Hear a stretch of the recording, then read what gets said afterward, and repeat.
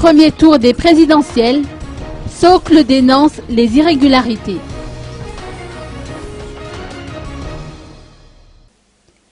Le consortium suivi et observation citoyenne pour la limpidité des élections ou Socle, financé par l'Union européenne, a dénoncé au cours d'une déclaration préliminaire effectuée hier les irrégularités constatées dans de nombreux districts lors du premier tour de l'élection présidentielle du 25 octobre dernier.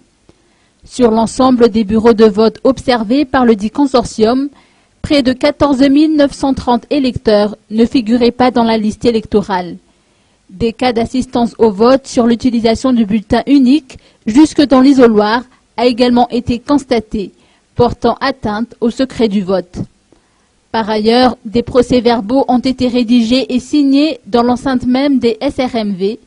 D'autres irrégularités ont été notées. Ouverture non autorisée des plis par les personnes en charge de leur acheminement avant leur transmission aux agents du SRMV. Rectification des erreurs matérielles constatées dans le colisage des résultats et dans le remplissage des procès-verbaux sur injonction des agents des SRMV.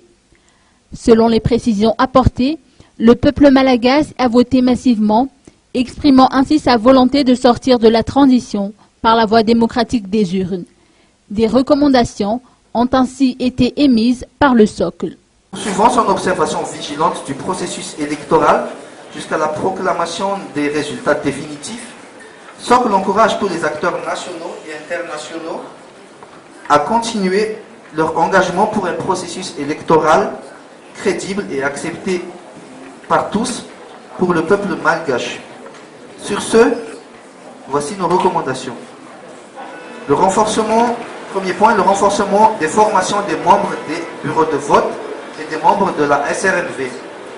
Plus particulièrement sur la délicatesse de l'acheminement des résultats vers les SRMV. Deuxième point, la poursuite de la distribution des cartes d'électeurs qui n'ont pas pu être remises.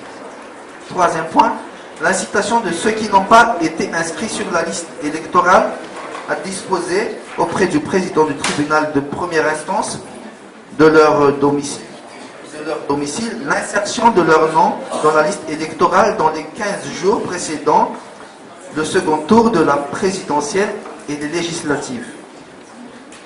Quatrième point, la reprise des centres de recensement fixe. Cinquième point, l'augmentation du montant et le règlement attend des indemnités des chefs de Fouctan et des membres de bureau de vote pour plus de motivation. La publication rapide des résultats. Sixième point, la publication rapide des résultats détaillés par bureau de vote. Septième point, bien définir les horaires de travail de la SRMV. Septième point, le renforcement des actions de sensibilisation et d'éducation civique en nombre.